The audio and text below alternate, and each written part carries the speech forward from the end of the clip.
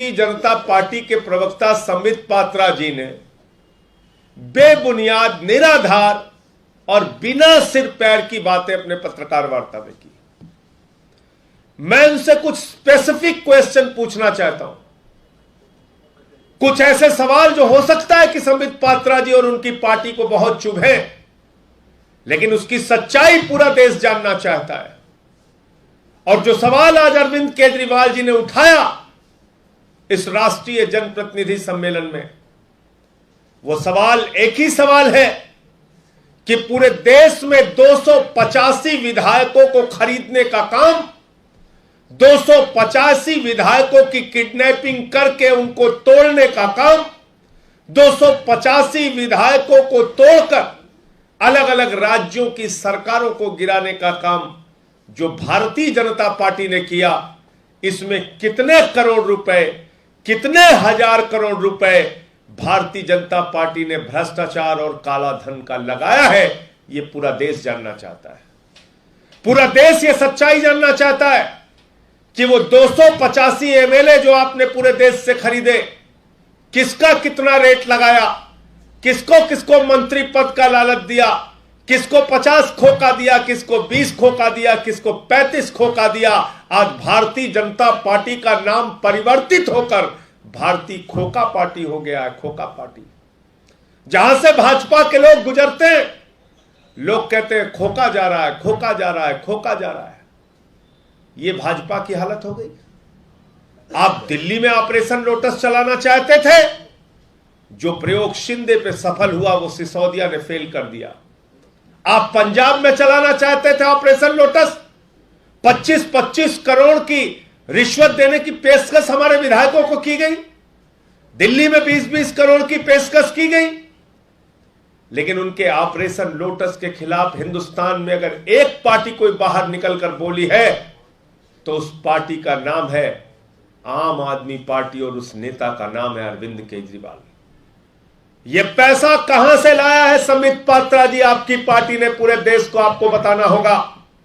यह भ्रष्टाचार का पैसा, यह लूट का पैसा, यह दलाली का पैसा, यह रिश्वतखोरी का पैसा, यह कमीशनखोरी का पैसा जो पूरे देश में तुमने सरकारों को गिराने के लिए इस्तेमाल किया है, क्या इसकी सीबीआई और ईडी से जांच नहीं होनी चाहिए?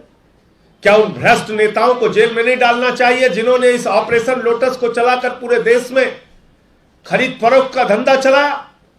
यह सवाल यह देश पूछ रहा है आपसे। और जहां तक आम आदमी पार्टी का प्रश्न है, आम आदमी पार्टी को बर्बाद करने की, आम आदमी पार्टी को क्रश करने की, आम आदमी पार्टी को तबाह करने की एक भी कोई कोशिश भारतीय जनता पार्टी ने नहीं छोड़ी है। एक भी कोई कोशिश नहीं छोड़ी।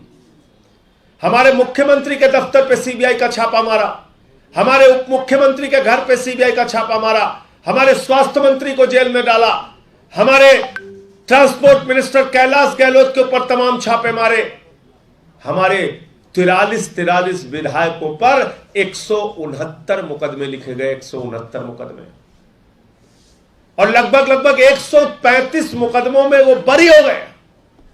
न्यायालय से कई मामलों में फटकार लगी।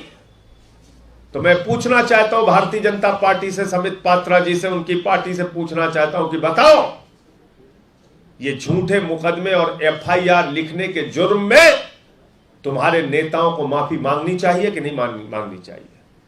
आपके प्रधानमंत्री, आपके गृह मंत्री, आपके राष्ट्रीय अध्यक्ष को आम आदमी पार्टी के उन विधायकों से, उन नेताओं से माफी मांगनी चाहिए कि नहीं मांगनी चाहिए?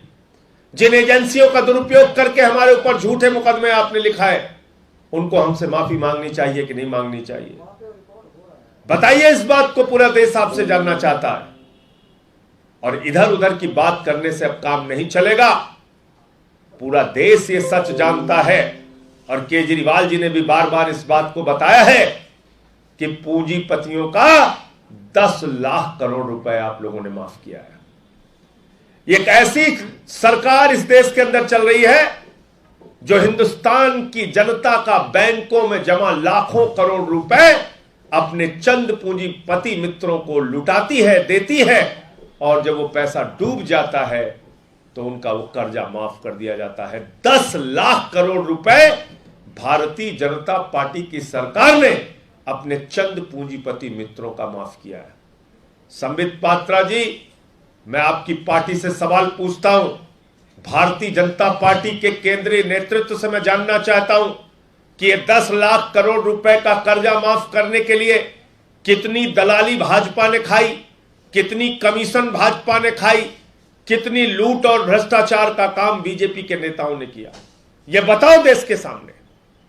और इसलिए आम आदमी पार्टी का कारवां जो बढ़ रहा है वो रुकने वाला नहीं है। दिल्ली जीते, पंजाब प्रचंड बहुमत से जीते और गुजरात की जनता जिस प्रकार से सामने आकर आम आदमी पार्टी के पक्ष में खड़ी हो रही है, अरविंद केजरीवाल जी के साथ कंधे से कंधा मिलाकर चल रही है, गुजरात में आम आदमी पार्टी दिल्ली और पंजाब का इतिहास दोहराने जा रही है। और वो सारी सुविधाएं जो इन 2 राज्यों में जनता को मिल रही है, केजरीवाल जी उसकी एक एक गारंटी गुजरात के लोगों को दे रहे हैं और उन सारी चीजों को हम पूरा करके दिखाएंगे। इसलिए गुजरात में तुम्हारे मन में हार का डर हो सकता है, हार के डर के कारण बौखलाहट भी हो सकती है, हजारों की संख्या में जुटे हुए जनप्रतिनिधियों के कारण तुम्हारे मन में हताशा आ सकती है, मैं समझ सकता हूं, लेकिन सवाल वही है और उन सवालों का जवाब देना पड़ेगा। ये आम आदमी पार्टी है, इसके बहादुर विधायक, मंत्री और नेता तुम्हारी ईडी और सीबीआई और पुलिस की बंदर घुड़कियों से न डरे हैं न डरेंगे। हम डट कर लड़े हैं और लड़ते रहेंगे। आपका कोई प्रश्न? संजय जी, तुगलक बोला गया अरविंद केजरीवाल मुख्यमंत्री को कि वो तुगलक हैं और उनकी तुगलकी फरमान जो है वो गुजरात की जनता नहीं मानेगी। दिल्ली का तुगलक कहा गया। देखिए, ऐसा है कि इस प्रकार की भाषा का प्रयोग ये कहीं ना कहीं जताता है कि जैसी हताशा 2020 के दिल्ली के चुनाव में थी, केजरीवाल जी को आतंकवादी कहा बीजेपी के नेताओं ने, दिल्ली की जनता ने कहा केजरीवाल हमारा बेटा है, 62 सीटें दी, जमानतें जब्त हो गई बीजेपी की। पंजाब के चुनाव में हताश और निराश बीजेपी ने कहा केजरीवाल तो खालिस्तानी है, पंजाब की जनता ने 92 सीटें दी आम आदमी पार्टी को, 92 सीटें, जमानतें जब्त करा दी बीजेपी की। 75 जगह पे लड़ रहे थे, 57 जगह जमानत जब्त हुई भाजपाइयों की। और आज फिर इन्होंने तुगलक जैसी भाषा का अगर इस्तेमाल किया है तो गुजरात की जनता भी अपने वोट की ताकत से इनकी जमानतें जब्त कराने का काम करेगी। गुजरात की जनता भी अपने वोट की ताकत से जवाब देगी। मुझे याद आ रहा है वो दृश्य 2020 का कि किस तरह से बौखला कर अरविंद केजरीवाल के बारे में टिप्पणी की गई थी। मुझे याद आ रहा है पंजाब का दृश्य, किस तरह से अनाप शनाप और इसी प्रकार की भाषा का इस्तेमाल अरविंद केजरीवाल के खिलाफ किया गया था। और आज गुजरात में हार के डर के कारण तुगलक जैसी भाषा का इस्तेमाल कर रहे हैं। हम तो नहीं कहते किसी को फेंकू, हम तो नहीं कहते तड़ी पार जैसे शब्द का इस्तेमाल। आप क्या चाहते हो, इस प्रकार की भाषा का इस्तेमाल शुरू हो जाए? मैं समझता हूं कि भारतीय जनता पार्टी के लोगों को जिस प्रकार की टिप्पणियां उनके खिलाफ होती हैं वो भाषा हम दोहराएंगे तो अच्छा नहीं लगेगा। कोई फेंकू कहता है, कोई तड़ी पार कहता है, कोई रंगा बिल्ला कहता है, उन भाषाओं को दोहराना मेरे ख्याल से अच्छी बात नहीं होगी। संजय जी, ये भी कहा है संबित ने कि कान्हा अपने को बोल रहे, अपने को भगवान समझने लगेंगे। अब अगर उनकी बुद्धि इतनी ही नादान है तो मैं उसका कोई इलाज नहीं करा सकता।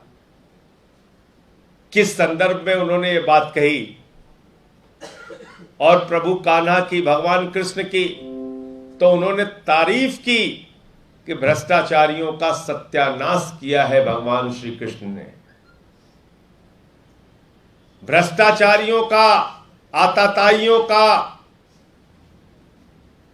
नफरत फैलाने वालों का, आतंक फैलाने वालों का नाश किया है भगवान श्री कृष्ण ने। भगवान श्री कृष्ण ने तो पूरी दुनिया को प्रेम का संदेश दिया, उसका उदाहरण दे रहे थे अरविंद केजरीवाल जी।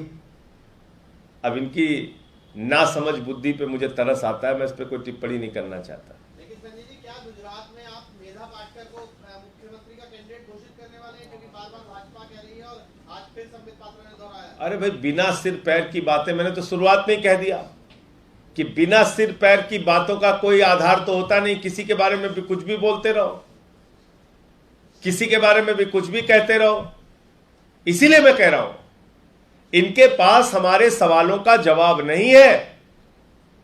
अपने चुनाव चिन्ह के ऊपर जो आदमी, जो पार्टी भ्रष्टाचार का ऑपरेशन बनाए, लोटस चुनाव चिन्ह है बीजेपी का, और ऑपरेशन लोटस क्या है?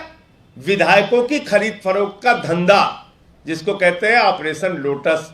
तो अपने चुनाव चिन्ह पर एक पार्टी भ्रष्टाचार के धंधे का ऑपरेशन कर रही है, उस पार्टी की मानसिकता के बारे में आप क्या कह सकते हैं? तो इसलिए इनके पास कोई मुद्दा नहीं है, बिना सिर पैर की बातें। आम आदमी पार्टी गुजरात का चुनाव लड़ रही है उन गारंटियों के ऊपर जिससे जनता का भला होना है, रोजगार मिलना है, बिजली फ्री होनी है, मोहल्ला क्लिनिक बनना है, स्वास्थ्य की व्यवस्था ठीक होनी, ये सारी बातों पे हम चुनाव लड़ रहे हैं गुजरात का। अब उसमें कभी मेधा पाटकर, कभी कुछ कहां कहां से नाम लेके आते हैं, इनका तो कोई सिर पैर नहीं।